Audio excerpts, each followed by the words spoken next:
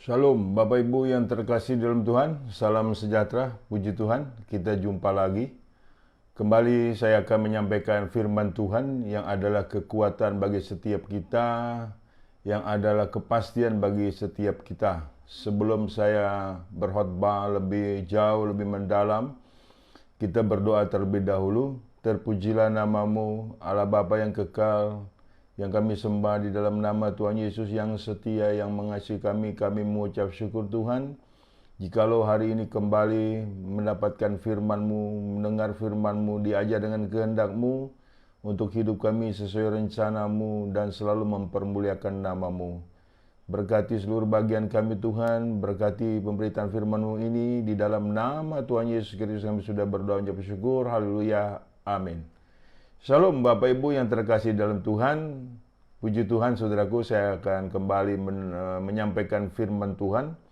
Adapun tema kita pada hari ini adalah penyebab Adam dan Hawa jatuh di dalam dosa.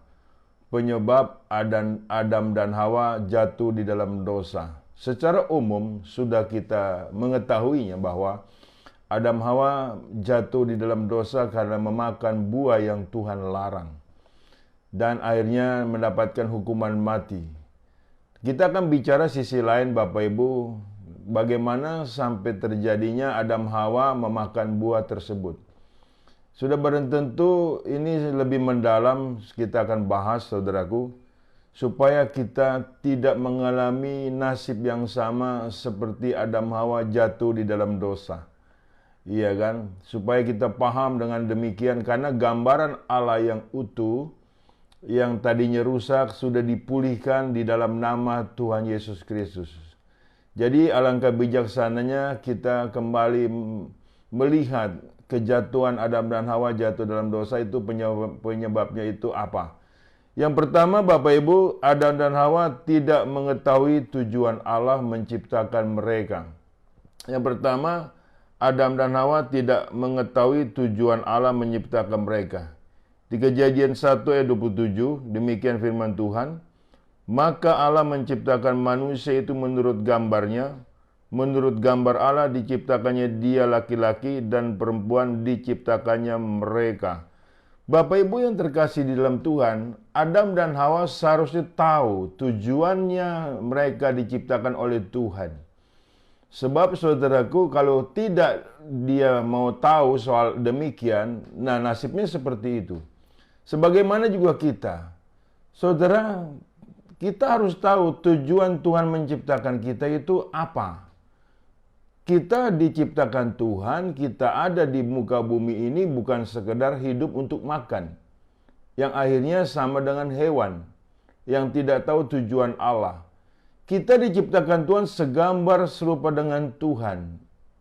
Segambar serupa dengan Tuhan berarti satu nilai yang sangat mulia, yang sangat luar biasa, yang sangat indah, dan sudah barang tentu bertujuan adalah bicara nilai kekekalan sebagai makhluk yang sempurna yang Tuhan ciptakan menurut gambarannya. Nah, sayang sekali Adam Hawa tidak mau tahu soal itu Bapak Ibu. Ya kan? Kalau dia tahu soal demikian, niscaya dia tidak mau untuk dibujuk oleh si ular, tidak mau mendapatkan hukuman mati, dan tidak mau mati dengan konyol Bapak Ibu. Sebagaimana juga kita Bapak Ibu, kalau kita tahu Tuhan menciptakan kita untuk apa, tujuannya adalah untuk siapa, kita niscaya tidak mau berbuat dosa, tidak mau jatuh di dalam dosa. Sebab kita tahu persis bahwa kita sudah di dalam kehendak Tuhan, seharusnya hidup kita hanya untuk mempermuliakan Tuhan, bukan untuk yang lain-lain. Seandainya pun ada rayuan, ada bujukan yang dari dunia ini, yang menurut dunia ini, kita tidak mau. Kita punya nilai counter yang kuat sekali, kita punya iman yang kuat sekali, kita hidup bertujuan hanya sesuai dengan kehendak Tuhan. Kehendak Tuhan menciptakan kita adalah untuk menjadi penyembah-penyembahnya, untuk mempermuliakan namanya, mempermuliakan pribadi Allah di dalam Yesus Kristus. Makanya Adam Hawa, saudaraku, tidak tahu soal ini, atau mungkin dia tidak mau tahu. Saudara, sekarang banyak orang Kristen tidak mau tahu tujuan hidupnya. Yang penting dia hidup, dia makan. Dia makan, dia hidup untuk makan, kemudian dia mati. Ini kan berabe, saudaraku, dalam hal tersebut. Kita dilengkapi akal budi. Kita dilengkapi hikmat Tuhan. Gambaran Allah yang ada pada kita adalah bertujuan untuk kita mempunyai juga sama kesetiaan dan kesejatian. Dengan demikian, gambar ini jangan sampai rusak. Jangan sampai dirusak dengan cara melanggar firman Tuhan. Tatkala kita melanggar firman Tuhan, maka gambaran Allah yang dalam diri kita itu pasti rusak, saudaraku. Pasti rusak. Dan akan menyia-nyiakan kasih karunia. Akan menyia-nyiakan anugerah Tuhan. Makanya setiap kita harus tahu dan tekankan kepada hidup kita. Dan harus terus mencari kerajaannya dan beserta kebenarannya. Dan pikirkanlah perkara-perkara yang di atas. Selalu demikian, renungkanlah firman Tuhan siang dan malam. Kita tidak boleh tidak mau tahu soal itu, Bapak Ibu. Sesibuk apapun kita untuk mencukupkan diri kita, kita harus tahu inti hidup itu untuk apa, tujuannya apa yang Tuhan ciptakan bagi setiap kita. Ada amin, saudaraku. Adam Hawa nggak mau tahu soal demikian. Dia pikir dia diciptakan Tuhan sama dengan ciptaan-ciptaan Tuhan yang lain. Berbeda, saudaraku. Adam Hawa harus tahu dan harus merenungkan dirinya itu berbeda dengan binatang-binatang yang lain. Dirinya itu adalah makhluk mulia. Makanya Adam Hawa waktu itu tidak memperoleh kesepadanan. Dia tahu dia tidak memperoleh kesepadanan waktu diberikan tugas oleh Tuhan memberikan nama-nama binatang. Iya kan? Dan Tuhan juga tahu pada akhirnya, saudaraku, Tuhan juga tahu bahwa Adam Hawa ini tidak sepadan dengan mereka-mereka tersebut, ciptaan-ciptaan Tuhan yang lain. Makanya Adam dan Hawa dibikin tidur, Bapak Ibu, diciptakanlah Hawa itu dari tulang rusuknya. Tatkala Hawa itu dihadirkan di depan Adam, makanya Adam tahu, inilah tulang dari tulangku, daging dari dagingku. Nah, sedemikian pula, dia harus merenungkan, Bapak Ibu, mengapa saya ada? Tujuan apa saya ada? Mengapa Tuhan menciptakan saya?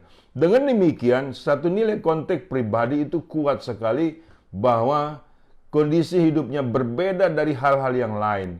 Kalau kita masa bodoh dengan hal tersebut, Bapak Ibu, niscaya hidup kita akan serampangan.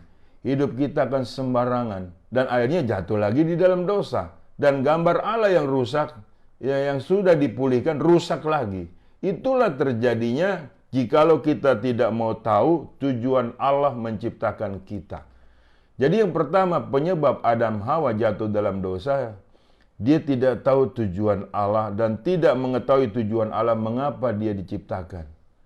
Kita tidak boleh seperti itu. Jadi gambarnya sudah jelas ya Bapak Ibu.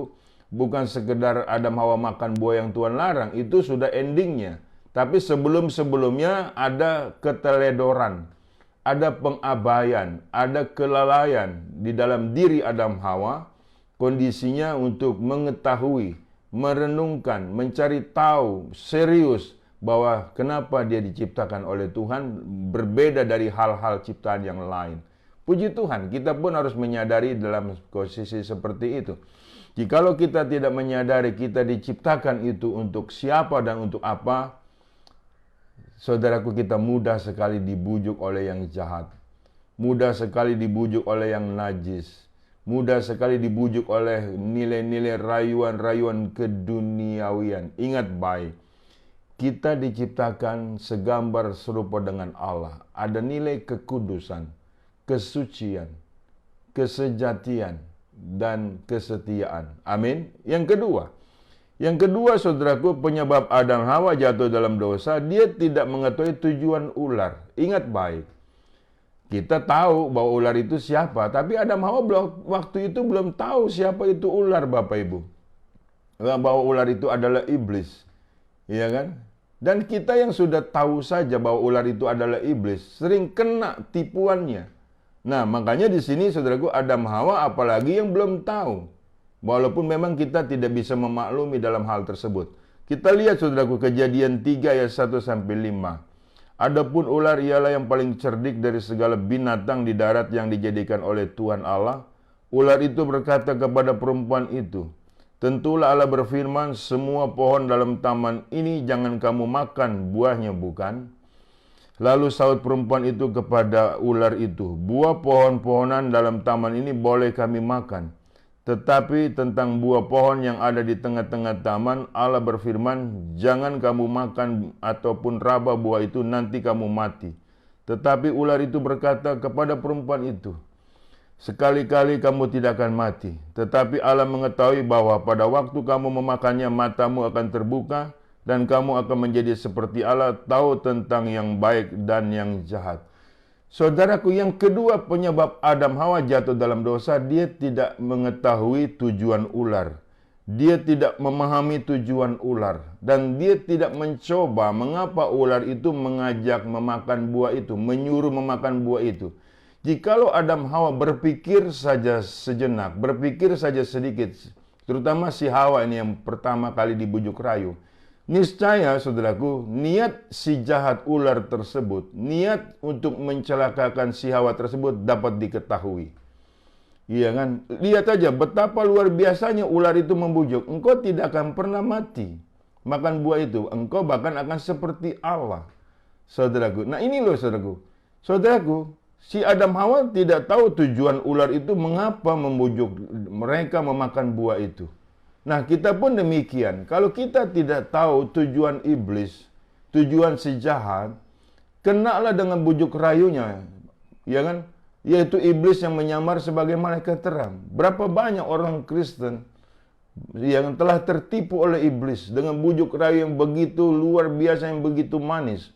Tidak pernah berpikir sedikit pun tujuan apa si jahat ini merayu saya, mengajak saya untuk berbuat hal-hal yang jahat, untuk berbuat hal-hal yang najis, untuk berbuat yang berdosa. Kalau kita berpikir sejenak, hikmat Tuhan turun atas kita dalam bentuk rema, dan disitulah perlawanan kita kepada bujuk rayu si iblis. Yakobus 4 ayat 7, "Tunduklah kepada Allah, lawanlah si iblis, maka dia lari dari hadapanmu." Makanya saudaraku, si Hawa terutama, dia tidak tahu tujuan ular itu untuk menyuruh memakan buah tersebut. Padahal Tuhan larang, saudaraku. Dia lebih cenderung, lebih condong termakan bujuk rayu ular ketimbang dia untuk bertahan dengan larangan Tuhan atau hukum Tuhan, saudaraku. Nah inilah yang perlu kita harus tahu, Bapak Ibu. Kita harus mengetahui tujuan dunia ini adalah kebinasaan. Tujuan si ular itu adalah nilai kebinasaan. Dia dari semula adalah pembunuh, pembinasa keji. Kita harus tahu, Bapak Ibu, supaya kita tidak ditipu oleh iblis yang menyamar sebagai malaikat terang.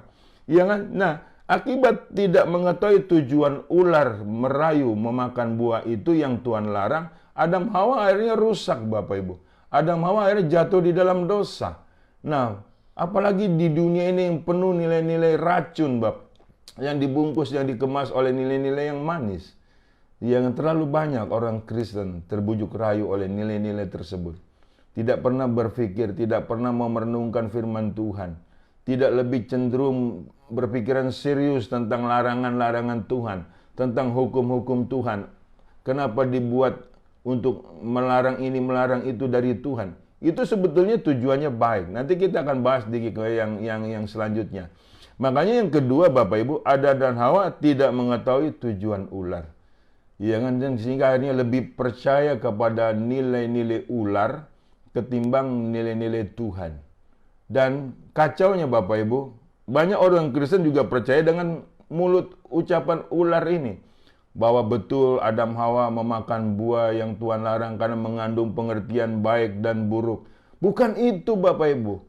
Ya kan, itu ular masa dipercaya sih omongannya. Saudaraku, pokoknya gini aja, secara sederhana. Kau makan buah itu, kau mati. Itu saja, saudaraku. Jangan pakai banyak cincong. Seolah-olah kita bisa menafsir nilai ular. Enggak ada, itu tipuan, Bapak Ibu. Sebab iblis itu menyamar sebagai malaikat terang, Bapak. Itu sangat sempurna sekali.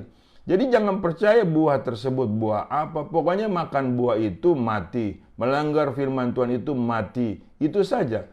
Supaya kita ada satu nilai perenungan yang mendalam dan tidak mempermainkan hukum-hukum Tuhan. Kita harus paham, Bapak Ibu. Jadi yang kedua, Adam dan Hawa tidak mengetahui tujuan ular. Mengapa membujuk rayu dirinya. Yang ketiga, saudara, kita lihat dulu mengenai ular ini. Mengenai iblis ini, Yohanes 8 ayat 44. Iblislah yang menjadi bapakmu dan kamu ingin melakukan keinginan-keinginan bapakmu. Ia adalah pembunuh manusia sejak semula dan tidak hidup dalam kebenaran. Sebab di dalam dia tidak ada kebenaran. Apabila ia berkata dusta, ia berkata atas kehendaknya sendiri, sebab ia adalah pendusta dan bapak segala dusta. Sudah barang tentu firman ini kita sudah paham. Tetapi mengapa lagi-lagi seringkali banyak orang Kristen ditipu oleh bapak pendusta, bahkan menjadi pendusta, menjadi munafik, menjadi pembohong. Ya kan? Anda mesti tahu, ya kan, lihainya si iblis ini. Jangan sampai kita tertipu olehnya. Kalau kita pegang kuat hukum Tuhan dan kita nggak banyak tanya kenapa Tuhan larang ini, larang itu, padahal itu adalah tujuannya baik, Bapak Ibu, niscaya kita aman. Iya kan, saudara? Seringkali saya banyak melihat orang Kristen merasa ribet menjadi orang Kristen. Terlalu banyak aturan yang dilarang, yang ini, yang itu. Tidak boleh menyembah orang roh nenek moyang, tidak boleh ke kuburan, berbicara kepada kuburan, tidak boleh ini, tidak boleh ini. Padahal itu tujuannya baik supaya Anda tidak ditipu oleh iblis. Ya kan? Karena kita berbicara kepada roh-roh arwah-arwah yang sudah mati, itu adalah kekejian bagi Tuhan. Ini sangat mematikan Bapak Ibu dosa ini. Makanya satu kita harus tahu tujuan ular itu yang apa, memberikan satu nilai bujuk rayu kepada setiap kita. Jangan sampai kita tertipu seakan-akan jalan itu lurus, ujung-ujungnya adalah maut. Ada amin Bapak Ibu? Puji Tuhan kalau kita menyadari hal tersebut. Sebab kita ini kondisinya Bapak Ibu adalah orang yang disertai oleh hikmat Roh Kudus. Sehingga kita berjalan tidak di dalam kegelapan. Karena firman Tuhan itu adalah pelita bagi kaki kita dan terang bagi jalan kita. Amin. Puji Tuhan Bapak Ibu. Yang ketiga, ya kan, Adam dan Hawa tidak mengetahui tujuan hidup. Nah, Adam dan Hawa tidak mengetahui tujuan hidup. Makanya dia tidak pusing dengan mati. Makanya dia melanggar hal menjadi mati. Saudaraku, kalau orang tahu tujuan hidup, itu adalah bermanfaat. Hidup bagi Tuhan, apalagi hidup dalam kekekalan, itu nilai yang sangat luar biasa. Banyak orang Kristen tidak tahu tujuan hidup. Dia pikir hidup ini hanya untuk makan. Yang pada akhirnya saudaraku tidak lagi untuk berusaha dan bertanggung jawab atas nilai hidupnya. Malah seringkali merusak hidupnya dengan hal-hal yang berdosa, dengan hal-hal yang meracuni dirinya. Itu namanya orang tidak mengasihi hidup dan tidak mau dalam kehidupan yang kekal. Kita lihat saudaraku, orang yang sudah tahu tujuan hidup, ya kan, dan untuk apa dia hidup, sehingga dia mengetahui akan nilai tujuan hidup. Di Mazmur 23 ayat 1 sampai 6. Mazmur 23 ayat 1, Mazmur Daud, Tuhan adalah gembalaku, takkan kekurangan aku. Ia membaringkan aku di padang yang berumput hijau. Ia membimbing aku ke air yang tenang. Ia menyegarkan jiwaku. Ia menuntun aku di jalan yang benar oleh karena namanya. Sekalipun aku berjalan dalam lembah kekelaman, aku tidak takut bahaya. Sebab engkau besertaku. Gadamu dan tongkatmu itulah yang menghibur aku. Engkau menyediakan hidangan bagiku di hadapan lawanku. Engkau mengurapi kepalaku dengan minyak. Pialaku penuh melimpah. Kebajikan dan kemurahan belaka akan mengikuti aku seumur hidupku, dan aku akan diam di dalam rumah Tuhan sepanjang masa. Haleluya. Itu tujuan hidup yang diketahui oleh Daud. Dia tidak mau berpisah dari Tuhan. Makanya tatkala manusia jatuh di dalam dosa, mereka terpisah dari Tuhan. Itu satu nilai kematian dalam kehidupan. Iya kan saudaraku? Atau mati dalam nilai-nilai hidup. Atau kehidupannya telah mati. Nah, kita harus camkan itu baik-baik Bapak Ibu. Orang yang sudah mengerti tujuan hidupnya, dia tidak akan menyia-nyiakan hidup dan untuk hari ini dan hidup untuk di dunia ini untuk menuju kepada nilai hidup dalam kekekalan. Jangan pikiran kita putus asa Bapak Ibu, jangan pikiran kita pendek. Kita harus paham tujuan kita hidup Bapak Ibu, sehingga hidup kita yang kita hidupi adalah untuk mempermuliakan Tuhan. Puji Tuhan saudaraku. Kita lihat lagi di Mazmur Bapak Ibu, Mazmur 27 ayat 1 dan 6. Ayat 1 sampai 6. Mazmur 27 ayat 1 sampai 6. Dari Daud, Tuhan adalah terangku dan keselamatanku. Kepada siapakah aku harus takut? Tuhan adalah benteng hidupku. Terhadap siapakah aku harus gemetar? Ketika penjahat-penjahat menyerang aku untuk memakan dagingku, yakni semua lawanku dan musuhku, mereka sendirilah yang tergelincir dan jatuh. Sekalipun tentara berkemah mengepung aku, tidak takut hatiku. Sekalipun timbul peperangan melawan aku, dalam hal itu pun aku tetap percaya. Satu hal telah kuminta kepada Tuhan, itulah yang kuingini, diam di rumah Tuhan seumur hidupku, menyaksikan kemurahan Tuhan dan menikmati bait-Nya. Sebab Ia melindungi aku dalam pondoknya pada waktu bahaya. Ia menyembunyikan aku dalam persembunyian di kemahnya. Ia mengangkat aku ke atas gunung batu. Maka sekarang tegaklah kepalaku, mengatasi musuhku sekelilingku. Dalam kemahnya aku mau mempersembahkan korban dengan sorak-sorai. Aku mau menyanyi dan bermazmur bagi Tuhan. Itu tujuan hidup kita. Mempermuliakan Tuhan di dalam hadirat Tuhan, di dalam kemuliaan Tuhan. Hebat bukan Bapak Ibu? Tapi banyak orang Kristen melecehkan hal tersebut. Saya sangat sayang sekali melihat orang-orang Kristen yang begitu melecehkan nilai kehidupannya. Dengan hidup berfoya-foya, dengan hidup tidak takut akan Tuhan. Dan akan nantinya mendapatkan kengerian dari Tuhan. Itu kita harus paham Bapak Ibu. Kita lihat di Galatia 2 ayat 19 sampai 21. Sebab aku telah mati oleh hukum Taurat untuk hukum Taurat, supaya aku hidup untuk Allah. Aku telah disalibkan dengan Kristus, namun aku hidup, tetapi bukan lagi aku sendiri yang hidup, melainkan Kristus yang hidup di dalam aku, dan hidupku yang kuhidupi sekarang di dalam daging adalah hidup oleh iman dalam Anak Allah yang telah mengasihi aku dan menyerahkan dirinya untuk aku. Aku tidak menolak kasih karunia Allah, sebab sekiranya ada kebenaran oleh hukum Taurat, maka sia-sialah kematian Kristus. Orang-orang yang sudah mengerti akan nilai kehidupan yang menghidupkan dirinya, dia tahu hidupnya untuk siapa. Dia tahu tujuan hidupnya itu apa, yaitu untuk hidup di dalam Kristus Yesus dan hidup yang dihidupi oleh karena Kristus. Itu saudaraku. Jadi tidak bisa dirembes atau tidak bisa dibocori dengan nilai-nilai keduniawian. Sehingga hidupnya orang-orang tersebut adalah orang-orang yang benar-benar hidup untuk Tuhan. Itu tujuan hidup kita. Adam Hawa tidak tahu Bapak Ibu. Makanya dia memilih mati dengan melanggar firman Tuhan. Saudara, banyak orang Kristen, saudaraku, mempunyai satu nilai kehidupan yang nekat.